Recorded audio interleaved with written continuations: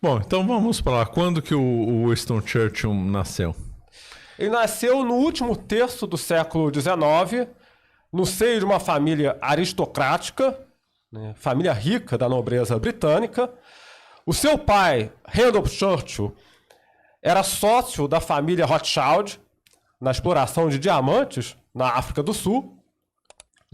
Churchill nasceu, obviamente, no seio de uma família protestante, anglicana. Foi iniciado na maçonaria em 1901, praticamente ali coincidindo com o início da sua trajetória política. E vamos lembrar, ele passou alguns anos no exército, 4 ou 5 anos no exército britânico, lutou na Guerra dos Boers, né, que foi aquele combate entre a Inglaterra e os colonos descendentes de irlandeses na África do Sul. Holandês. Isso, descendentes de holandeses que viviam na África do Sul. No qual a Inglaterra fez um monte de abuso, fez campo de concentração, massas. Exatamente. Foi uma guerra horrorosa. O Churchill comenta isso nos livros dele, dos abusos ingleses? Ele não comenta os Porque abusos. ele trabalhou como repórter lá Exatamente. também, né? Ele escrevia também sobre a sua atuação. Inclusive, foi esse episódio que o projetou politicamente, porque ele conseguiu fugir de um campo de prisioneiros de uma maneira muito engenhosa e transformou isso em manchete e transformou isso numa espécie de façanha que chamou a atenção da população, e esse episódio acabou catapultando sua carreira política. Ele iniciou sua carreira no Partido Conservador, depois migrou para o Partido Liberal, depois voltou para o Partido Conservador. Lembrando que essa era uma prática que era muito mal vista na Inglaterra, né? A pessoa normalmente ingressava no partido e morria nele. Ficar mudando de partido na Inglaterra naquela época era, assim, coisa para muito mal vista, né? Exatamente. A principal divergência do Churchill com o Partido Conservador envolvia as questões econômicas. Ele achava que o Partido Conservador era muito protecionista, e então, em matéria econômica, ele se identificava mais com o Partido Liberal, mas depois acabou voltando para o Partido Conservador. Muito bom. Depois da Guerra dos Boers, aí qual que foi a atuação dele? Foi para a Marinha ou teve algum episódio antes dele ir para a Marinha? Não, a partir daí ele se elegeu deputado sucessivas vezes para a Câmara dos Comuns. Vamos lembrar, na Inglaterra, nós temos 2 casas legislativas, a Câmara dos Comuns e a Câmara dos Lordes, que não é eleita pelo sufrágio popular, é o componente aristocrático do edifício constitucional da Inglaterra. Ele nunca se elegeu, né, nunca teve mandato na Câmara dos Lordes, até onde eu lembro. Todos os mandatos que ele exerceu foram cumpridos na Câmara dos Comuns. E o seu primeiro cargo no Poder Executivo foi obtido ali em 1910, 1911. Ele foi nomeado para o cargo de secretário do Interior, né? Home Secretary, em 1910, 1911. Foi nessa época que ele teve os problemas com a Irlanda? Não, isso foi depois. Foi depois? Foi depois, mais ou menos 10 anos depois. E nessa condição de Home Secretary, ele era responsável pelos assuntos de segurança interna. Esse ministério é mais ou menos equivalente ao nosso Ministério da Justiça. Ah, tá. Responsável pela ordem interna e aplicação das leis. E para você que quer aprender sobre a Revolução Francesa, acabamos de lançar o combo Revolução do Mundo Moderno, que conta com os seguintes livros. O primeiro é esse aqui, do Daniel Mornay, né, Os Intelectuais da Revolução Francesa. Então, nele, o autor aborda sobre as ideias, né, iluministas que foram uma das principais causas da Revolução Francesa. Então ele vai abordar sobre o pensamento de Voltaire, de Montesquieu, de Diderot, né, do enciclopedismo, do Rousseau, etc. Né? Comenta até sobre a Revolução Americana, né, sobre a independência americana, que influenciou, né, a Revolução Francesa. Então, um livro muito completo, um livro muito citado, né, por quem estuda a fundo aí o assunto. Né? Então, um livro imprescindível para se entender o 1789. O outro livro, né, Revolução Sanguinária, do Madelin. Esse livro aqui ele já vai analisar, né, o período revolucionário de 1789 a 1799. Então ele vai abordar desde o ambiente da França, né, as vésperas do início da Revolução, até o 18 de Brumário, né, de Napoleão. E esse autor aí é um dos maiores especialistas franceses sobre justamente a Revolução Francesa e Napoleão. Então nós estamos diante de um livro que acho que no mercado brasileiro é o melhor livro sobre a Revolução Francesa. Ele é extremamente completo, minucioso, como era o estilo da época, né? O índice é muito bem detalhado, então facilita o acesso do aluno, do aprendiz, do leitor aos temas que ele queira ver com maior profundidade, né? Então é um livro que eu acho que é o melhor que está disponível à venda no Brasil. Um livro muito completo, né? Um tijolão de 600 páginas, que vale muito a pena ler. E se você adquirir esse nosso combo, você vai ganhar um curso completo sobre a história da França como bônus especial. Então não perca essa oportunidade. E o preço é apenas R$ 169,00 ou 12 vezes de R$ 16,90 para ganhar esses 2 tijolos, vamos dizer assim, porque são livros extremamente robustos e completos. E ainda mais o curso de História da França, simplesmente imperdível. Por esse preço não existe no mercado, por esse preço, livros dessa qualidade. Isso aí não tem, a pessoa pode pagar mais barato, mas são aqueles livros de divulgação, só falam generalidade. Um problema muito dos livros de divulgação no Brasil é que eles só falam generalidade, só mostram o óbvio, fala coisa que todo mundo já sabe, né? Agora, livros profundos como esse, que avançam muito além do nível verniz do nosso mercado editorial, você não se encontra por esse preço, mas de jeito nenhum. Então não perca essa oportunidade e adquira logo o combo. Correto. E aí, quando é que ele vai fazer aquela atuação desastrosa na Primeira Guerra Mundial, Galípoli? Comente aí um pouco sobre isso. Exatamente.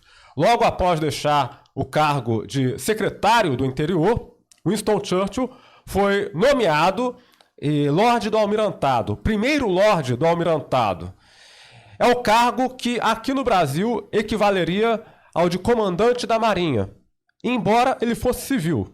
Em alguns países, eles designam civis para essas funções de direção da máquina militar.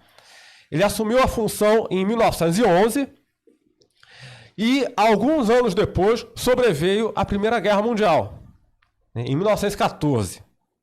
Ele continuou no cargo de Lorde do Almirantado e foi nessa posição que ele viabilizou o afundamento do Lusitânia. Ah, então comente essa história. Sim, então. Sim. O Lusitânia era um navio... Quer tomar água? Fica à vontade. Obrigado. O Lusitânia era um navio que vinha dos Estados Unidos para a Inglaterra, trazendo passageiros, um navio civil, portanto. Nessa época, os Estados Unidos ainda eram neutros na Primeira Guerra Mundial. Vamos lembrar, o presidente Woodrow Wilson havia sido eleito com a promessa de manter os Estados Unidos fora da guerra. A corrente isolacionista ainda era forte na opinião pública norte-americana nesse período. E sendo assim, Winston Churchill concebeu uma maneira engenhosa de acabar com a neutralidade dos Estados Unidos e trazê-los para a guerra ao lado da Inglaterra. Ele queria indispor a opinião pública norte-americana contra a Alemanha e, consequentemente, ele deu instruções ao seu almirantado para que retirasse a proteção naval desse navio que vinha dos Estados Unidos para a Inglaterra, o Lusitânia. O raciocínio era o seguinte: se os alemães afundarem esse navio, e a opinião pública dos Estados Unidos vai ficar revoltada e vai ficar propensa a apoiar a entrada do país na guerra ao nosso lado. E foi o que aconteceu. O navio foi afundado. A escolta de contra-torpedeiros que deveria proteger aquele navio não apareceu, ele foi afundado. E a opinião pública norte-americana, de fato, ficou revoltada. Os Estados Unidos não entraram na guerra nesse momento, eles entraram um pouco mais tarde, em 1917. Mas esse incidente pesou, né? Pesou. E os Estados Unidos não chegou a fazer nenhum protesto formal contra... Protestaram. Ah, bom. Protestaram formalmente. E tanto é que o Kaiser Guilherme II atenuou a guerra submarina, o cerco submarino que estava movendo contra a Inglaterra a partir desse incidente. Retomou depois em 1917, a chamada Guerra Submarina Irrestrita. Então o governo norte-americano protestou, sim. E protestou contra a Inglaterra, estava me referindo. Da Inglaterra, não, protestou contra a Alemanha. Não, e não contra a Inglaterra, porque se o combinado era a Inglaterra ter os navios para proteger, caberia um protesto ou não? Isso. E o Churchill, na época, conseguiu convencer a opinião pública de que essa omissão havia sido uma falha de comunicação. Só muitos anos mais tarde, quando as atas do almirantado britânico foram desclassificadas, perderam seu sigilo, aí veio a público, por meio desse livro do historiador Colin Simpson, que havia sido uma atitude deliberada. Então, no momento em que o incidente aconteceu, todo mundo pensou que havia sido uma falha, um erro. Na verdade, foi uma omissão proposital. Que muda totalmente. O que muda completamente. É uma novidade isso daí. Ele maquinou o né? afundamento do navio. O Churchill era bom de maquinações, bom de discurso, né? Ele tinha uma lábia muito boa. Astuto, exatamente. Bom, vamos lá. Antes falta a gente comentar das medidas sanitárias que ele promoveu na década de 1910. É verdade. Porque ele era, na realidade, um eugenista, né? Na Inglaterra era cheia de eugenistas nessa época e ele era um deles, né? Então comente um pouco dessas medidas sanitárias, então. Sim, é verdade. E anteriormente, no cargo de secretário do Interior, em 1909 e 1910, Churchill ficou encarregado de dar cumprimento a uma lei que havia sido aprovada pelo parlamento britânico. Essa lei determinava que a polícia deveria capturar as meninas pobres que se prostituíam na rua e raspar a cabeça delas, porque elas estavam transmitindo piolho. Porque na cabeça dos ingleses, o problema não era ter menina se prostituindo na rua. Mas eram os piolhos. O problema era passar piolho. Medida higienista, e como você comentou muito bem, a Inglaterra é o berço dessas ideias eugênicas. Vamos lembrar, Francis Galton, o pai da eugenia, nasceu na Inglaterra e foi nomeado cavalheiro, Knight, pelo rei Eduardo VII. Era primo do Darwin, né? O Galton. Isso, outro que tinha essas ideias exóticas, que estavam na moda, eugenismo, seleção natural. Então Churchill ficou encarregado de dar cumprimento a essa lei, e quem se insurgiu na época contra essa medida aprovada pelo parlamento foi o escritor Gilbert Chesterton, no seu livro O que há de errado com o mundo, livro publicado nesse mesmo ano, 1910, 1911. Um estranho libelo, ele publicou um artigo que era um libelo contra essa lei. Nessa época ainda não havia se convertido ao catolicismo, se converteu mais tarde. Mas ele foi uma das vozes que se ergueram contra essas medidas sanitárias. E aí, no ano seguinte, 1911, Churchill assumiu a chefia do almirantado britânico.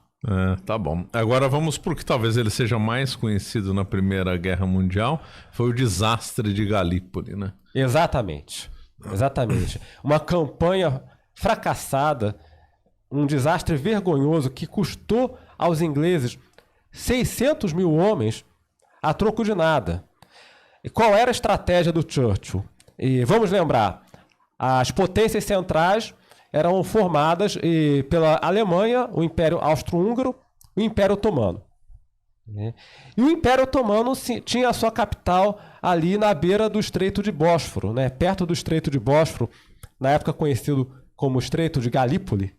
E o plano do Churchill era, em vez de invadir o Império Otomano pela terra, invadir pelo estreito, entrar com a Marinha Britânica por dentro do Estreito de Galípoli, para ir destruindo as fortificações nas duas margens do estreito, até chegar perto da capital do Império Otomano, desembarcar e tomar a capital. Basicamente, esse era o plano de Churchill, que fracassou miseravelmente. Foram 9 meses de combate com a marinha inglesa, perdendo navios no Estreito de Bósforo e levando tiro dos dois lados, das duas margens do canal. E os militares otomanos estavam bem preparados, inclusive haviam sido treinados previamente pelo exército alemão, eram combatentes bem capazes, até que num dado momento ficou claro que esse plano não funcionaria e os ingleses se retiraram, bateram em retirada sem chegar nem perto de Constantinopla. Eles nem conseguiram chegar perto da margem que daria acesso. O erro foi extremamente grosseiro, porque lá o relevo, a geografia do lugar favorece enormemente a defesa. Exatamente. Não tem como você fazer um desembarque lá. Os turcos estavam tudo com os armamentos protegendo as praias. Os ingleses entraram para morrer. Exatamente. Porque lá foi uma coisa completamente criminosa. Só você ver o relevo, quem tiver curiosidade, põe lá no Google.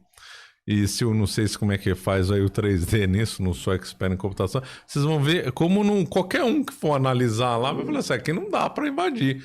Você dá a volta, vai para outro lugar, mas ali não dá. E, no entanto, ele insistiu num plano que qualquer adolescente falaria assim, aqui não dá para conquistar, né?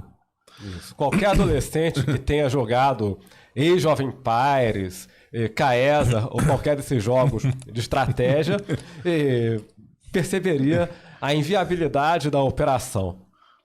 Foi uma operação, sobretudo, motivada politicamente. Churchill esperava ampliar o seu cacife político, tirando um inimigo de combate logo no início da guerra. Ele achava que isso catapultaria a sua carreira. Ele sempre pensando na carreira dele, né? O bem comum, a nação fica em segundo plano, as mortes, né? As vidas, né? Muito bom. Você acaba de assistir um corte do Caravelas Podcast.